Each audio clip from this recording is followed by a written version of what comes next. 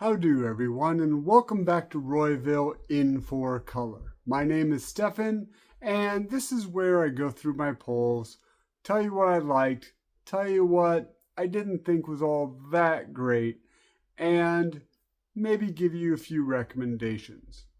I don't have that many for you this week. Well, I guess 8. I don't know if that's many or few. It's a little bit less than I usually do. But without further ado, let's get into the first issue.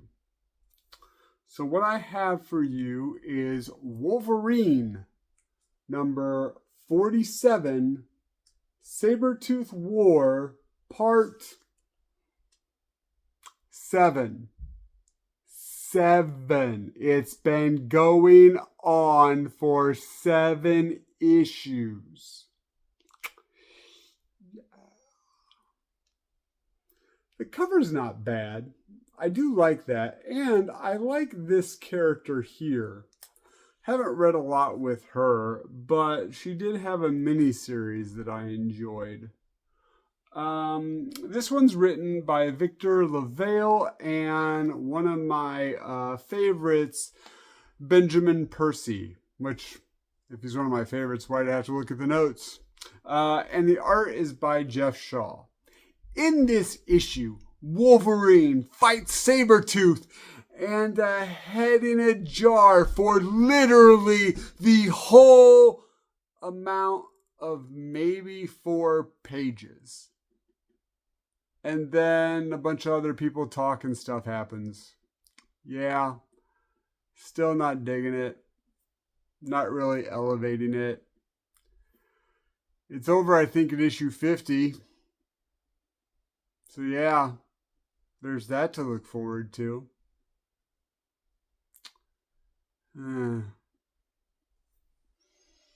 All right. So the next one I have for you is The Outsiders number 6.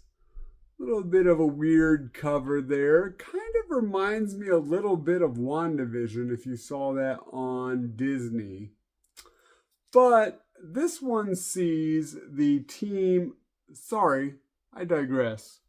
This is written by Jackson Zanning and Colin Kelly, and the art is by Robert Carey. So now, this one sees the team, which kind of sad because at the end of the last issue, we saw Batwoman and Gotham ready to do some Batwoman stuff. Yeah, we must have skipped over that, or that was in another issue. I don't know, but I didn't get to read that story. This one sees the group being sucked into this weird Midwest kind of everyone's happy land. And we find out that the ship, the sentient ship that they found, is going to explode. It's very sad about that. And the ship has some intimacy with Kate Kane Batwoman. Okay. Yeah. And then we see that at the very end of it, it is confirmed, in my opinion, there's a direct tie-in between this comic and Planetary. They allude to it. One of the characters pulls out a book that basically says Planetary. Well, it doesn't basically. It says Planetary on it. So I'm a little bit more interested in where they're going with this story. Would have liked to see the cool Batwoman doing her Batwoman thing issue that we didn't get here. But I do like the concept of Planetary. It is an older comic, and if you want me to speak of it, I can. I only have the trades, though. I have a few trades of it. And so I don't really have the individual issues, which is what I really like to do here. But yeah, so I am interested to see where it goes. It's kind of always stayed on the mid level of my reading, though. So, well, mid, let's see here. It's kind of usually stayed on the mid level of my reading. So, it's enough to keep going with it. Interested, but not really knocking it out of the park. The next one I have for you is knocking it out of the park, or at least stabbing all the fans in the seats. I have Beneath the Trees Where No One Sees. This is number 5. This is written and drawn by Patrick Harvath, and I really want to see some of the other things that he has in his brain, because this is amazing. After the complete bombshell of last issue, we see our heroine, serial killer Sam, on the run. And she does a little soul searching while that's going on. Not a lot of read in this one, a lot of good art, obviously. The art is very reminiscent of the cover. It goes really fast, but even with that, it is such a riveting story. If you are not reading Beneath the Trees Where No One Sees, do you even slay, dude? Oh wait, no, yeah, that's kind of dumb. What are you doing with your life? It is a great, great story, fun art, highest of recommends. Up here, yeah, up here. All right. So the next one I have for you is one I got. Let me show it to you. It is The Amazing Spider-Man. And The Amazing Spider-Man is not on the cover. Well, kind of. This one is issue number 47. Interesting, because the Wolverine 47 was kind of a disappointment. And the two people on the cover, this is actually why I bought it. This is Ben Reilly, who is a clone of Peter Parker, who is right now known as Chasm. He's kind of a bad guy. Haven't really read too much of him so during this part, so I'm not exactly sure, but I know that he's kind of messed up, and they're trying to help him. Well, she is trying to help him, and this is really the reason I picked this issue up. This is her villain hero name is Hallows Eve, and this is Janine, and she is the girlfriend, of Ben Reilly. However, I don't consider her just a girlfriend. I think she is the character that really elevates this couple, and I would read an ongoing with just her. I love this character. I love the idea of this character. Basically, she was given masks from Limbo, and every time she puts one on, it gives her different powers. She puts it, so they're like Halloween, Hallows Eve, Halloween mask. She puts on a werewolf mask, she's a werewolf. She puts on a hockey mask, either she's a hockey player or she's a serial killer. Vampire mask, she wants to drink the blood. However, she gets powers of the vampire. She puts on a cop's mask and she is a police officer. It is a great concept. Definitely, I think one of the highlights of the new ideas at Marvel. Very great character, in my opinion. And now with the comic. This one's written by Zeb Wells, and the art is by Todd Nook, I think it is. And I actually like this more than I thought I would. Well, I like the characters, but I've been hearing a lot of bad press, shall we say, of the current run of Spider-Man. This didn't have a lot of Peter in it. It was kind of half and half. He goes on a date with not Mary Jane because she's with another man with kids. Or they had kids or something. I don't know. But Peter is now just friends with her. And I guess Mary Jane's a superhero called Jackpot, referenced in the comic. I have no idea. And then these two are trying to get a device to help Ben Reilly because he's lost some of his memories. And he's mad at Peter because he thinks that Peter stole them or something. But this was a really fun read for me. I liked the characters. I liked what was going on with Peter, with the date. The date was really kind of fun and inventive. There was a scene where somebody calls on Spider-Man. He has to leave the date, basically saying, sorry, but this happens all the time. Can't tell you I'm Spider-Man, but, stuff happens when I'm around.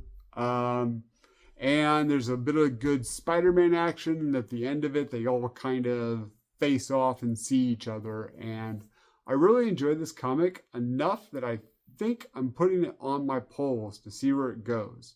So yeah, that's the Amazing Spider-Man 47, and good enough to start buying. So hopefully it stays up there. And they keep using Hallows' Eve. Yes, please. All right. So the next one I have for you is a DC title. It is Superman Action Comics 1064. And as you can see, Superman or a Superman fighting a bunch of Lobos. They're called Zarians, I guess is his race. And the last story arc was kind of lackluster for me. Once again, it was kind of in the middle for me. However, this one starts, this is number 1 of the House of Brainiac.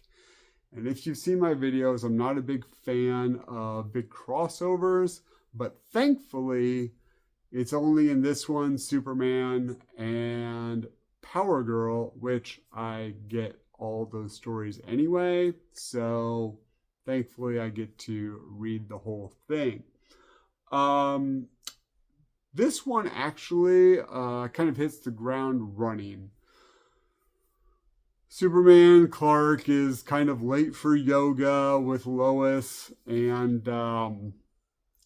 Jimmy Olsen and Jimmy Olsen's girlfriend. And then Brainiac attacks with a multitude of Zarians, like Zarians, like Azar, basically a bunch of Lobos who are pretty powerful. Lobo can sometimes go toe-to-toe with Superman.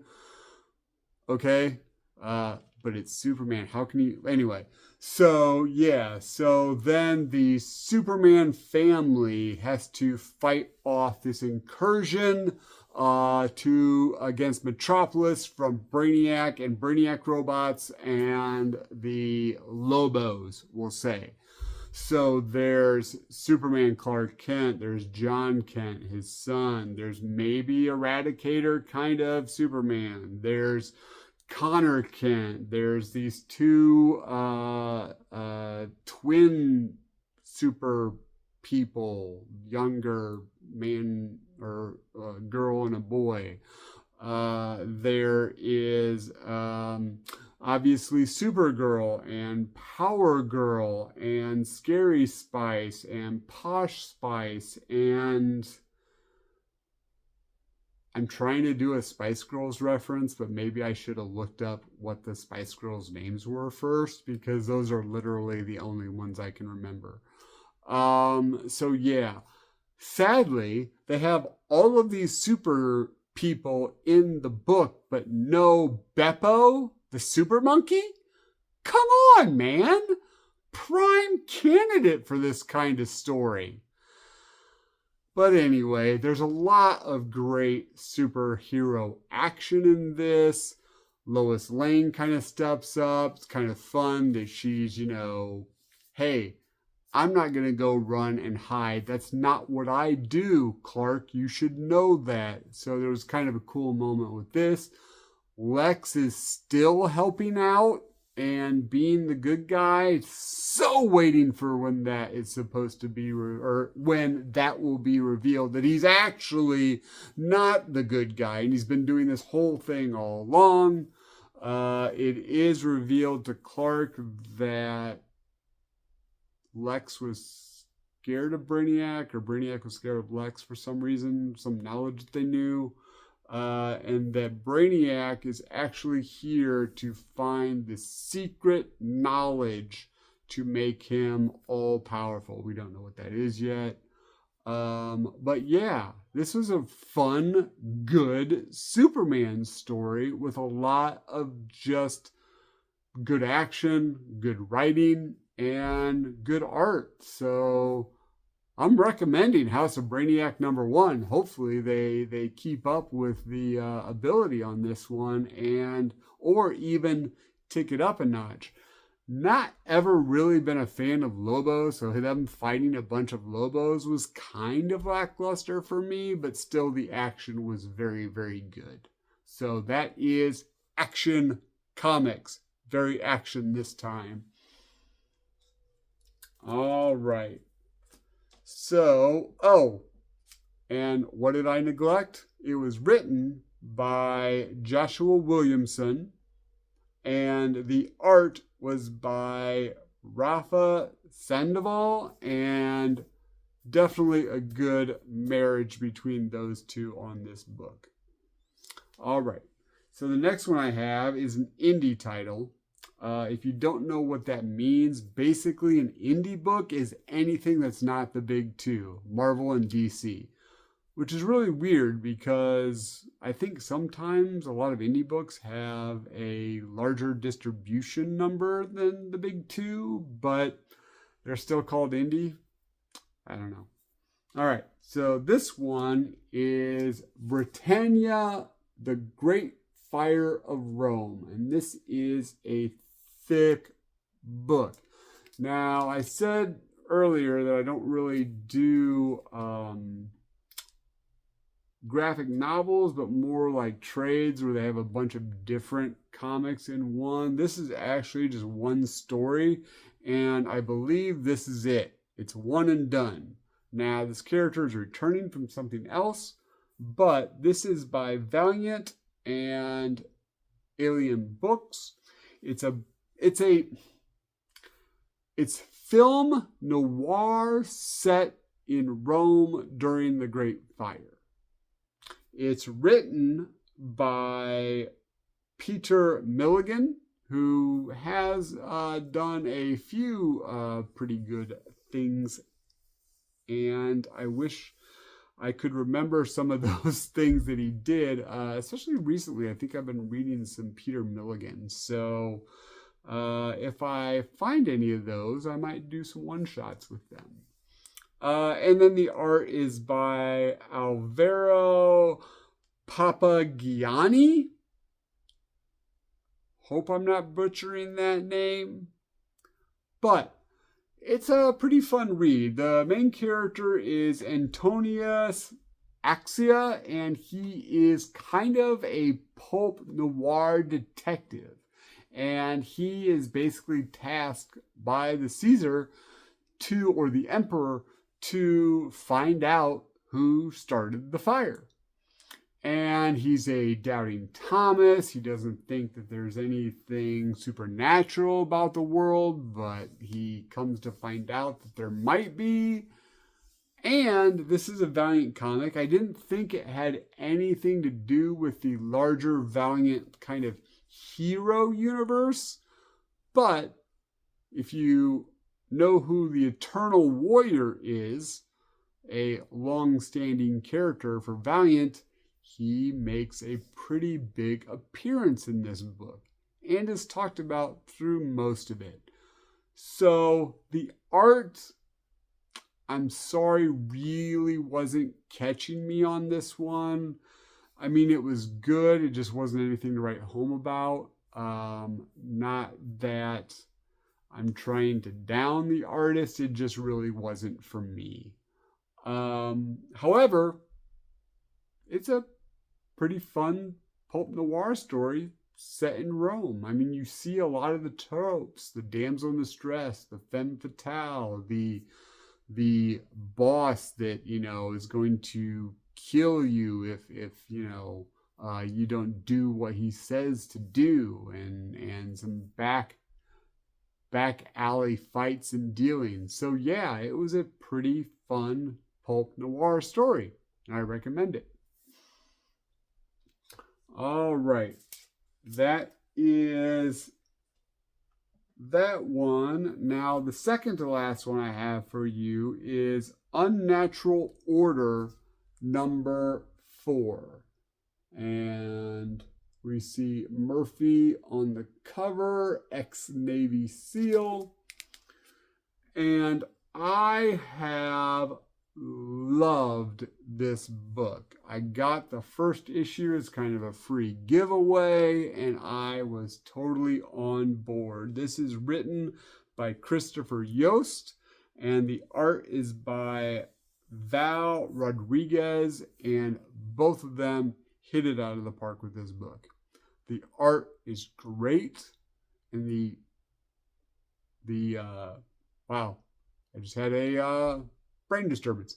And the writing is just tremendous. This sees this sees Murphy and his D&D, his Dungeons and Dragons party, basically take on the great. I really wonder if Christopher Yost was a role player back in the day, or if he's still a role player, because it just seems like a little bit of wish fulfillment, but in the best way. I mean, this story is so good. They go and they fight the druid. There's a little bit of, do we want to stop the druid? Do we not want to stop the druid? Some of the group fights amongst each other, and then in the end, everything changes. It is such a good story. It is 4 issues, and you would do yourself a great favor to pick it up.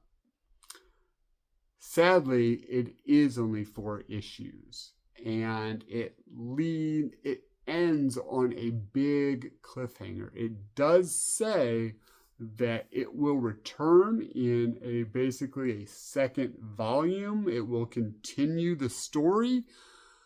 However, I looked for it and it hasn't been solicited yet. So I really hope we don't have to wait a long time. And if you see that it is solicited, please leave that in the comments, because I could not find it and I want to continue the story. All right, so the last one, and I have to say, by far my favorite, this darned oversized issue of the Batman First Night Book 2. And this is by Dan Jurgens for the writing, and the art is by Mike Perkins, and it is a powerful melding of talent right here. Dan Jurgens has been in the game a long time, and sometimes when you get older, no offense, you kind of lose your mojo, as they say, and this book proves that does not happen every time. This book is right about here. It is so good. It's set in the 1930s. It's basically kind of the first forays of Bruce Wayne as the Batman. It is just him. His kind of sidekick, but not really, is Jim Gordon. There's no Alfred. There's no Robin. There's no Aunt something. I was going to make a reference to the 1960s show, but I can't remember the woman's name that helped them out and lived with them at times. Put that in the comments if you know who that was. And there's even a sergeant or something by the name of O'Gara. I wonder if it's a reference to O'Hara. But anyway, yeah, this story sees Bruce continuing to protect Gotham from a plot of assassinating the politicians and the people in charge so that another group can come in and kind of run the town. And it is so good. The art, once again, this is the book that started me giving you all pictures. And look at these. Wow. The art is so good. It is so evocative of the setting.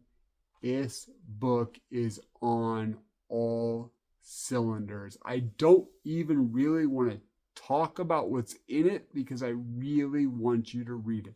This book, if you read one of my recommendeds, read this one and Beneath the Trees, because I'm sorry, you really got to read Beneath the Trees where nobody sees. But this book is great. Do yourself a favor. Spend a couple extra bucks, get this oversized issue, because also oversized, it just helps the art really grab you. And I'm going to leave this here while we do the outro, because you deserve to see this for as long as you can. All right, well, that's my polls this week. I think that maybe next week is going to be a very large number of polls, so I might have to break it up into 2 videos. We'll see how that goes. However, if you like this video, if you didn't like this video, maybe help me out a little bit. I'm going to ask you to subscribe, hit the notification bell, leave a comment. I gave you a few things you can comment on if you want, and like this video, and share this video. Somebody's got to like Batman out there. I know that he's a very, very little character, and not a lot of people know who he is. So let's really share this video and show people who Batman is, because somebody's got to like him somewhere. All right, so with that being said, remember what your mom always said. If you gotta be a dick, be a Grayson. All right, keep reading, everybody. Thanks.